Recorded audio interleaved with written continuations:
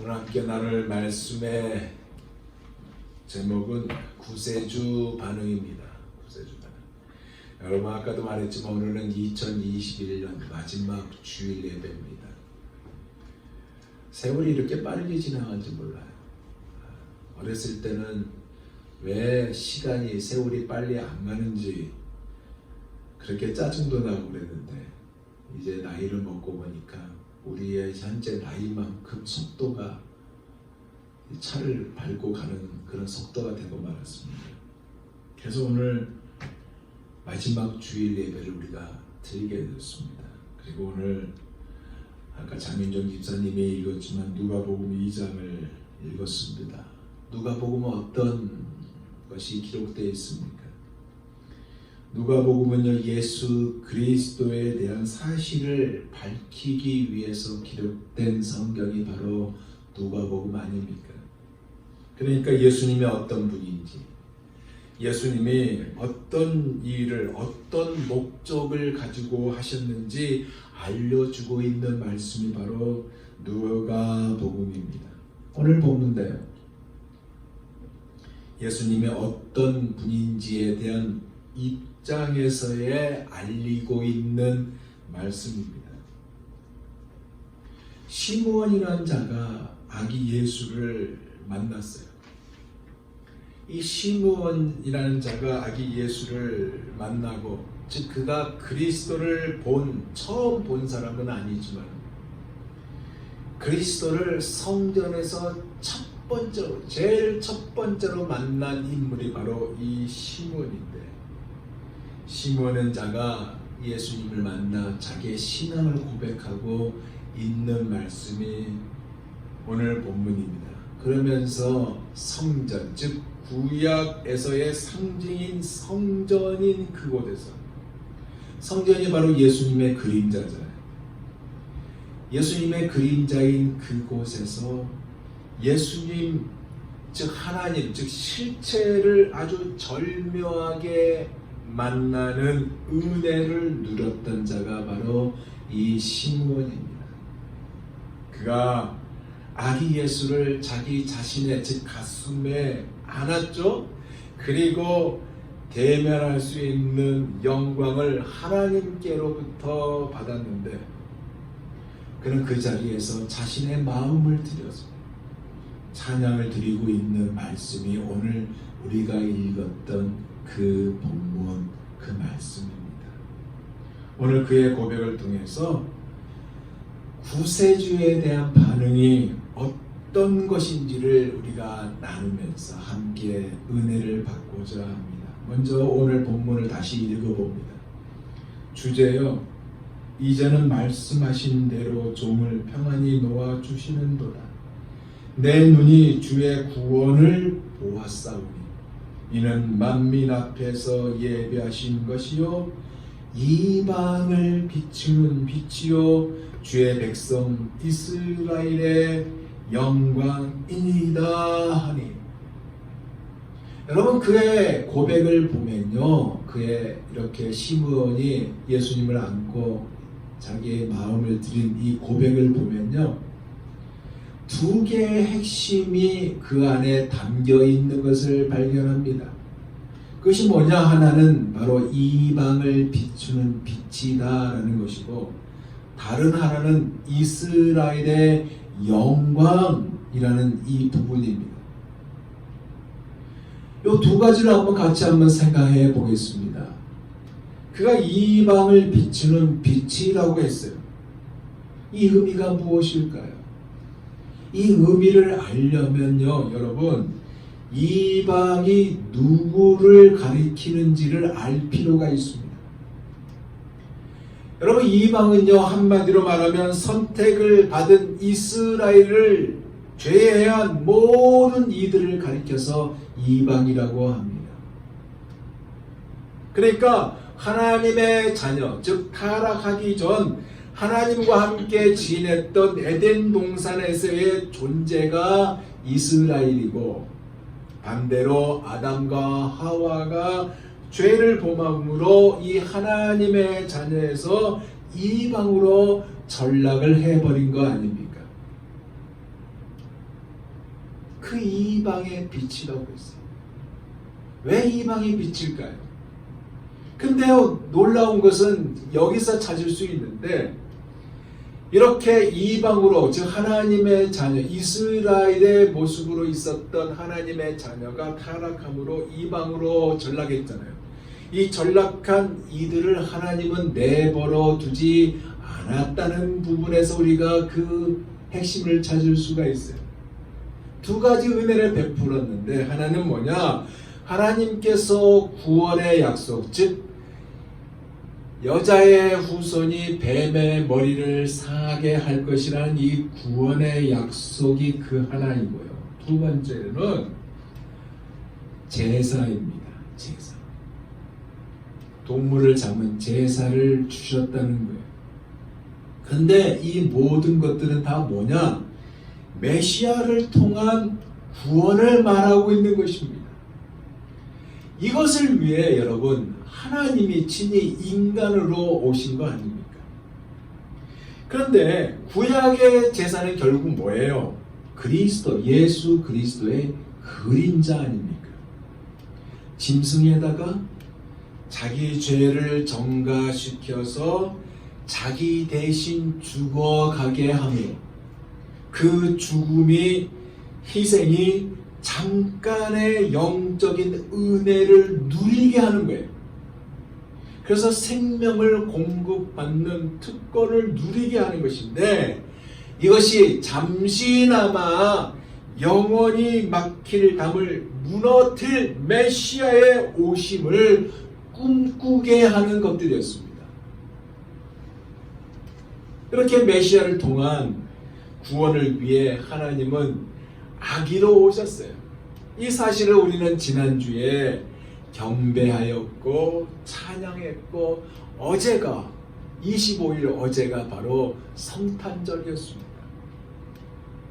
근데 이것은 결국 무엇을 말하느냐 하면요, 이 땅의 모든 나라와 온 백성들이요, 예수 그리스도로 말미암는 구원의 은혜를 누리는 계기가 생겼다는 거예요. 다른 표현을 빌리면요, 하나님이 온 우주를 창조하시고 인간을 창조하신 그 목적이 있어요. 그 창조의 목적. 그 창조의 목적이요, 에덴 동산에서 죄를 범함으로 잃어버렸던 거 아닙니까? 그래서 잃어버렸던 이것을 찾게 하시려고 죄가 없으신 하나님이 친히 죄의 값을 치르려고 사람의 옷을 입고 이 세상으로 침입한 것이고, 어둠 속에 갇힌 자들을 구원하며 어둠 속에서 하나님을 알지 못하는 진노의 자식들을 하나님을 알게 하는 그 은혜, 그래서 죄의 법에 묶여 있는 종이 된, 아니 이방인에서 이스라엘로 삼고자 한 것, 그것을 위해 오셨다고 해서 바로 이방인의 빛이 되셨다라는 의미인 것입니다. 두 번째로 핵심이 뭐냐? 이스라엘의 영광이라고 하였습니다. 마찬가지로 이 의미를 알려면 이스라엘이 뭔지 알 필요가 있습니다. 아까 말했듯이 이스라엘은 하나님의 자녀를 가리킨다고 그랬습니다. 지금의 이스라엘을 한번 생각해 보면, 이스라엘 땅입니다. 땅의 개념이에요. 이스라엘 땅을 생각해 보면 중동 서아시아의 유대인들이 세운 나라가 바로 이 나라입니다. 국가적으로 볼 때 비교적 아주 작은 나라가 바로 이 나라예요. 근데 이 나라가 굉장히 중요해요. 왜 중요할까요? 성경에요, 보면 이 나라를 굉장히 중요하게 여기고 있어요. 왜 그럴까요? 바로 인류를 구속하실 계신, 즉 하나님의 아들인 예수님이 이곳에서 나시기 때문에, 그리고 나셨기 때문에 중요한 것입니다. 그리고 그로 말미암아 후에 이루어질 교회가 또한 여기서부터 시작되기 때문에 중요한 것입니다. 우리가 알고 있듯이 이스라엘의 출발이 어떻게 시작되었습니까? 한 사람을 갈대아 우르에서 하나님이 불러내신 것부터 시작하지 않아요? 그 부름을 받은 자의 이름이 누굽니까? 아브라함입니다. 하나님의 그의 가문을 확장시켜요. 그리고 나중에는 가정과 가족과 민족을 이루게 합니다. 이 민족을 통하여 하나님의 교회와 그리스도의 나라에 대한 구속의 전망을 담으셨어요. 그래서 그 은혜를 우리가 누리게 됐고, 그래서 우리도 영적인 이스라엘의 백성, 믿음의 조상 아브라함의 후손이라고 그렇게 우리를 향하여 명명하고 있는 것입니다. 예수 그리스도를 믿어 그 속에 우리가 있게 하고 우리가 어떻게 하나님을 믿고 살아야 하는지가 담겨져 있어요. 이 실체를 시므온이 품에 안았어요. 그리고 만났어요. 그리고 아기 예수를 바라보면서 이스라엘의 영광이라고 한 것입니다. 그러면 이 시므온은 이 은혜를 누렸는데 이 은혜를 어떻게 누리게 된 것이며 그는 과연 누구일까요? 시작은요, 여러분, 마리아와 요셉이 아기 예수를 성전에 데리고 온 것에서부터 시작되었습니다. 요셉과 마리아가 낳은 지 8일 된 아기를 바라보면서 이제 할례를 받아야 되잖아요. 어떤 생각을 했을까요? 한 말씀을 준비하면서 이런 생각을 한번 해봤습니다. 천사를 통해서 이 아이가 어떤 아이인지 들었어요. 이 아이는 구원자다, 메시아다라는 이야기를 들었어요. 그리고 아기를 안고 있습니다. 아빠가 안았는지 엄마가 안았는지 아기를, 하나님을 안고 있는 거예요. 안고 있는 이 아기를 쳐다보면서 천사가 말한 것을 생각하고 이 아이는 그냥 예수 아니라 구원자다라는 생각을 했을 거예요. 그렇지만 안고 있는, 즉 안김을 받고 있는 그 예수는 혼자로서는 아무것도 할 수 없는 어린 아기입니다. 안 그래요? 근데 하나님이거든요. 그리고 이들이 부모가 말씀에 순종해서 아기의 이름을 예수라고 지었습니다. 근데 하나님이에요. 이 하나님을 그들이 데리고 왔어요. 성전에. 데려올 필요는 없어요. 할례를 받아야만 하지만 데려올 필요는 없지만 데려왔습니다. 여기에 중요한 의미가 있어요. 왜 데려왔을까요? 레위기 12장에 기록된 산모의 정결 예식 때문에 데려왔어요. 근데 이것이 핵심이 아니에요. 핵심은 바로 장자의 대속 예식의 핵심입니다.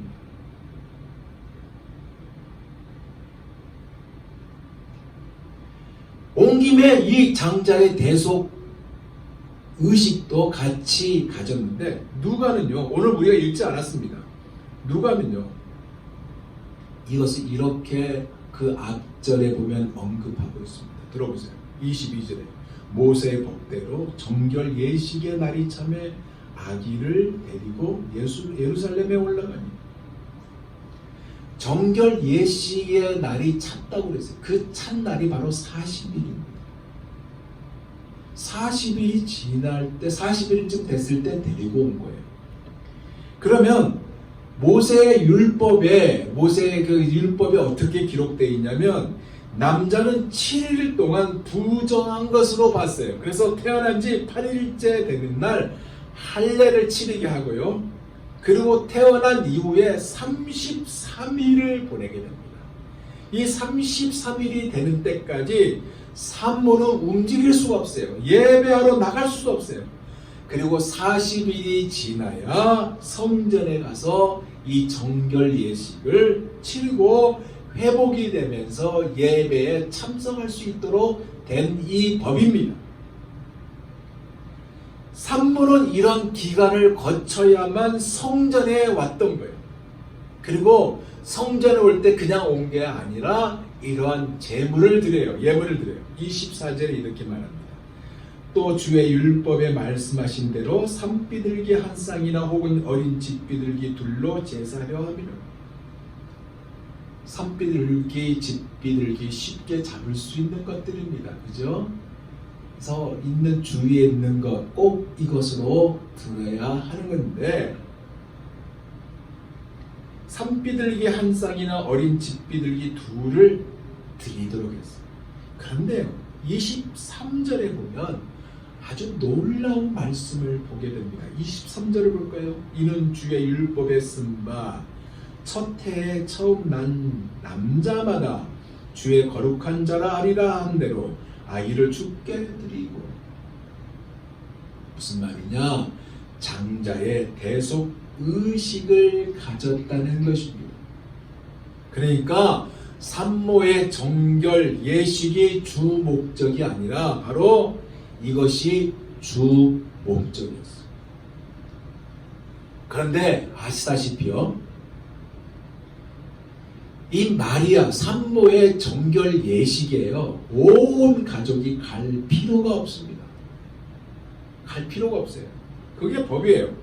또한 장자의 대속 의식에도요, 장자를 굳이 데리고 갈 필요가 없어요.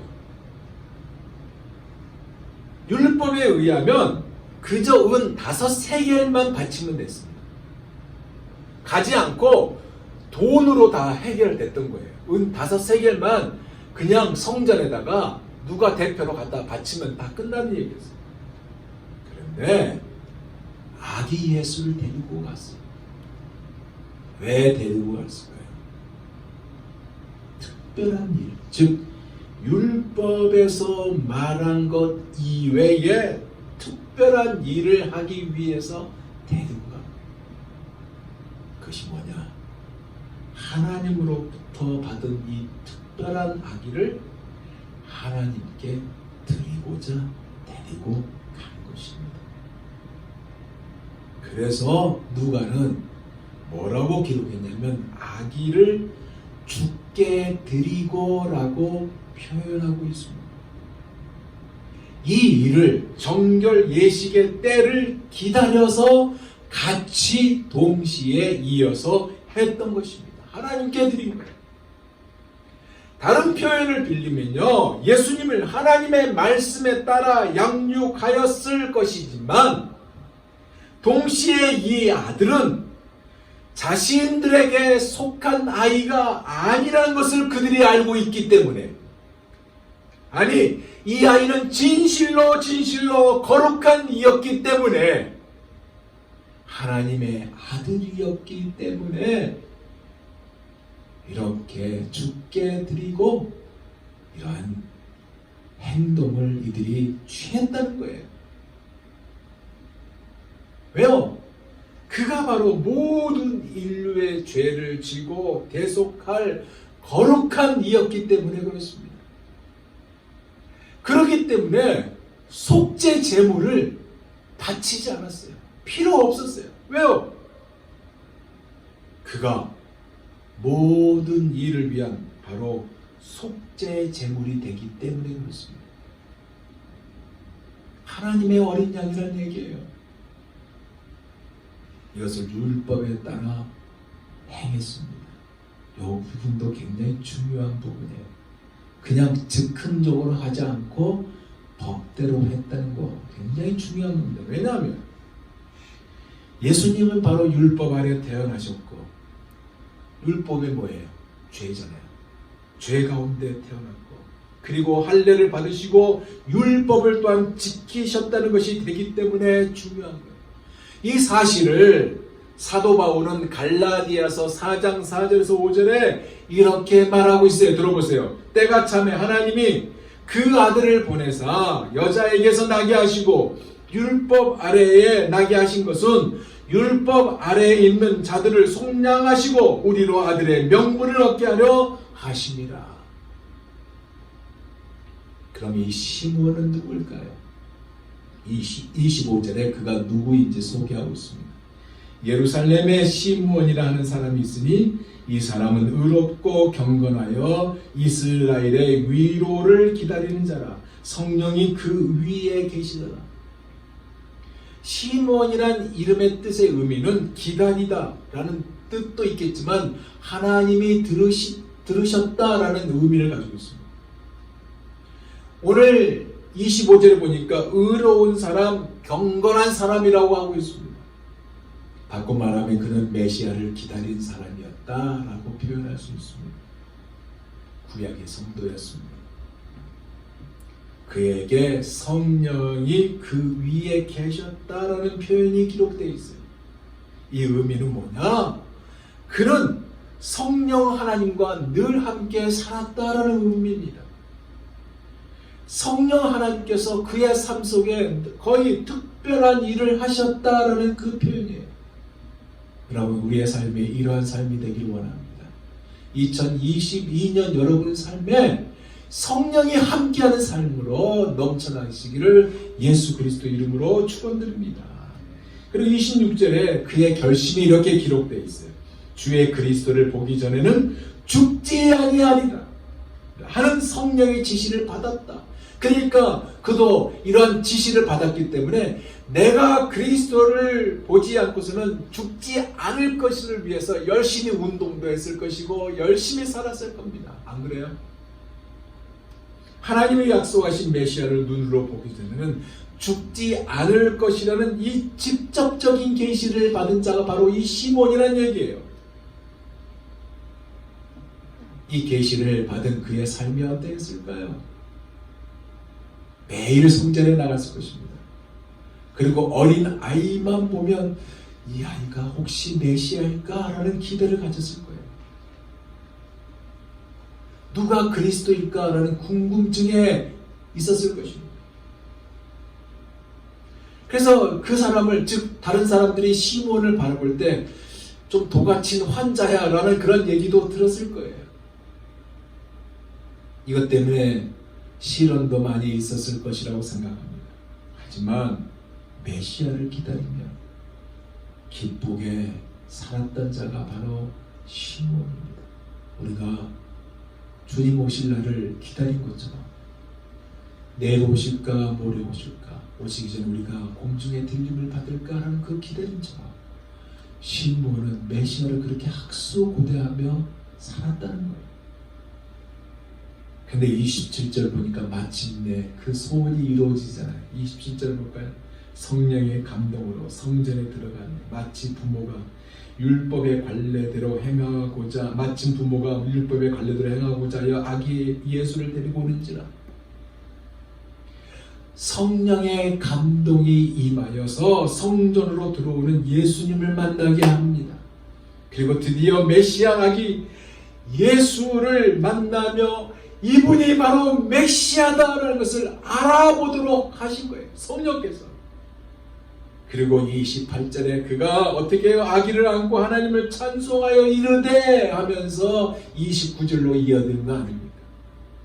그동안 기다렸던, 그동안 학수고됐던 구원자를 자신의 품에 안고 눈으로 보면서 이 놀라운 특권에 감사하고 감격하고 찬양을 드리는 거예요. 그 찬양이 바로 29절에서 32절 말씀이에요. 다시 들어보세요. 주제요. 이제는 말씀하신 대로 종을 평안히 놓아주시는도다. 내 눈이 주의 구원을 보았사오니 이는 만민 앞에서 예배하신 것이요 이방을 비추는 빛이요 주의 백성 이스라엘의 영광이니이다. 그럼 그 약속이 이제 이루어진 것을 알았고요. 긴 세월 살았던, 그렇게 살아왔던 모든 고난과 어려움이 이제 끝날 것을 알았으며 평안히 하나님께 갈 수 있다는 것을 알았기에 이런 고백으로 시작하잖아요. 말씀하신 대로 종을 평안히 놓아주시는도다. 그가 내 눈이 주의 구원을 보았사오니, 이렇게 말을 하고 있지만요, 지금 보고 있는 이 실체는 이제 낳은 지 40일이 된 이 조그마한 아기잖아요. 그 아기는 많은 아기 중에 하나가 아니라 하나님의 구원을 성취할 메시아이고, 이 메시아를 지금 자신의 품에 안고 있다는 사실이에요. 지금 그 그림이 그려집니까? 그래서 하나님의 구원을 받다고 하고 있지 않나요?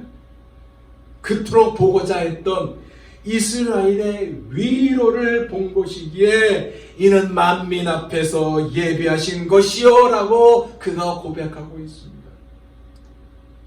이것이 무엇을 말하고 있는지 아세요? 무슨 의미인지 아세요, 여러분? 하나님의 구원은요, 갑작스럽게 즉흥적으로 이루어진 것이 아니라는 얘기입니다. 하나님의 구원은 창세전부터 계획했던 것이다 라는 얘기예요. 즉 무슨 얘기냐? 저와 여러분이 하나님의 자녀가 된 것은 갑자기 된 것이 아니라 하나님의 여러분을 구원하고자, 나를 구원하고자 이미 창세전부터 예배하신 것이다, 그 얘기입니다. 그거를 위해서 차근차근 이루어졌다, 이 얘기예요.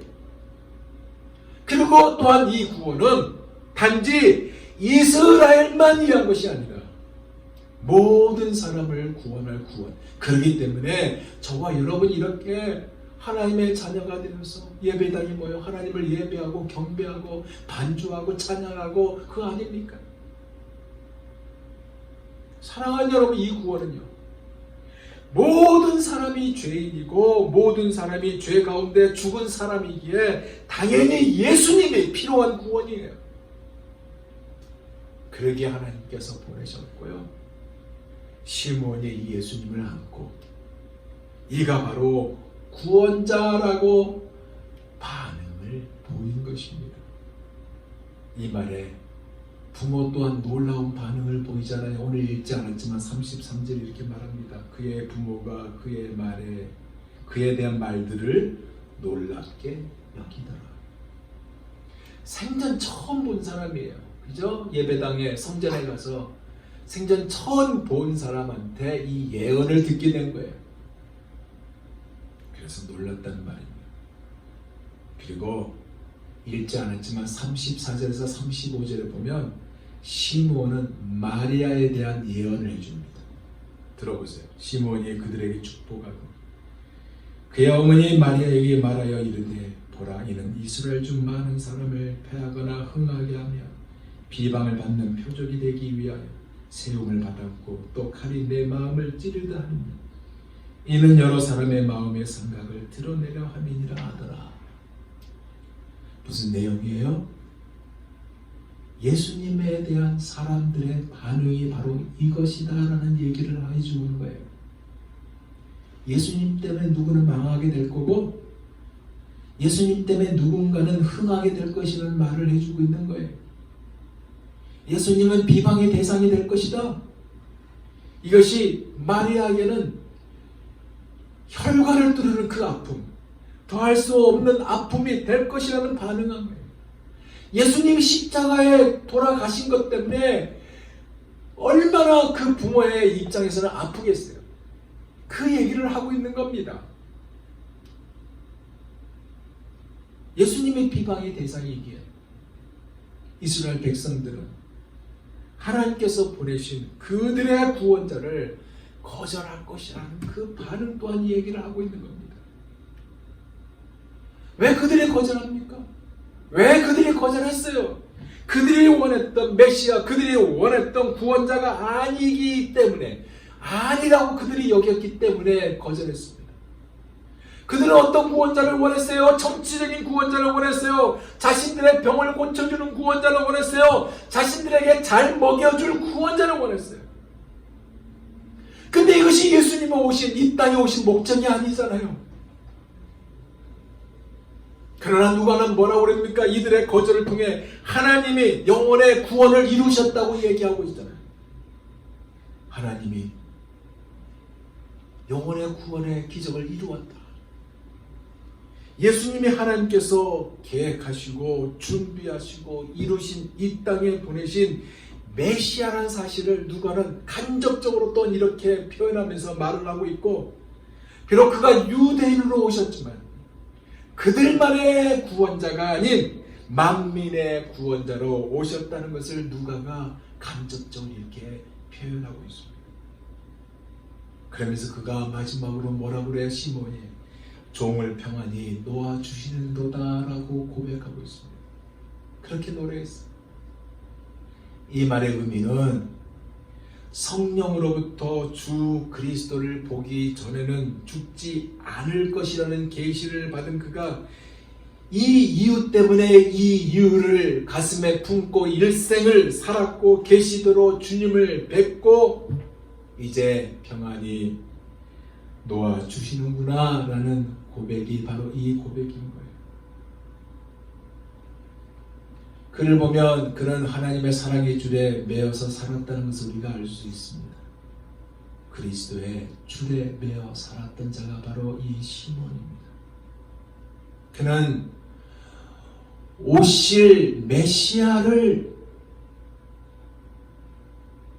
바라보며 살았습니다. 오시지 않았는데도 불구하고 성령의 이끄심을 받았고 오실 메시아를 바라보며 살았습니다. 우리는 오신 메시아 그리고 부활하신 메시아를 바라보며 사는 우리입니다. 어쩌면 시몬보다 우리가 훨씬 더 풍성한 은혜의 조건 가운데 있는 우리일지 모릅니다. 시몬은 오시지 않는 메시아를 바라보며 그렇게 살았는데 이미 메시아가 오셨고 그리고 사흘 만에 부활하셨고 그리고 하나님 보좌 우편에 앉아 계실 하나님 그리고 머지않은 장래에 오실 메시아 구원자 우리 하나님을 어떻게 바라보며 살고 있습니까? 시몬은 예수님을 바라보며 탄성을 질렀습니다.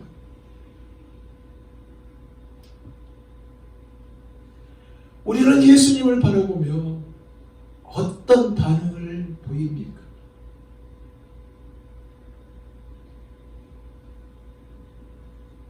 우리가 그리스도의 줄에 매어 있기를 원합니다. 예수 그리스도를 생각하며 예수 그리스도를 섬길 수 있는 우리가 되기를 원합니다. 또한 예수 그리스도 앞에 우리의 문제를 토로하고 울 수 있는 우리가 되기를 원합니다. 우리에게 유일한 소망이 누굽니까? 바로 예수밖에 없습니다. 시므온처럼 예수님을 바라보며 탄성을 지었던 것처럼 우리 또한 예수님을 생각하며 탄성을 낼 수 있는 그렇게 자아낼 수 있는 우리가 된다면 우리의 겉사람은 아까도 말했듯이 2021년 1월달이 엊그제 같은데 2021년 12월달이 되어서 세월이 지나갔잖아요. 겉사람은 세월 때문에 낡아지지만 우리가 예수님을 바라보고 우리가 예수님께 매여 있다면 우리의 속사람은 날로 새로워진다는 이것을 믿으시기 바랍니다. 그래서 2021년을 마감하고요 2022년을 맞이할 수 있는 우리 모두가 다 되시기를 예수 그리스도 이름으로 축원드립니다. 기도하겠습니다.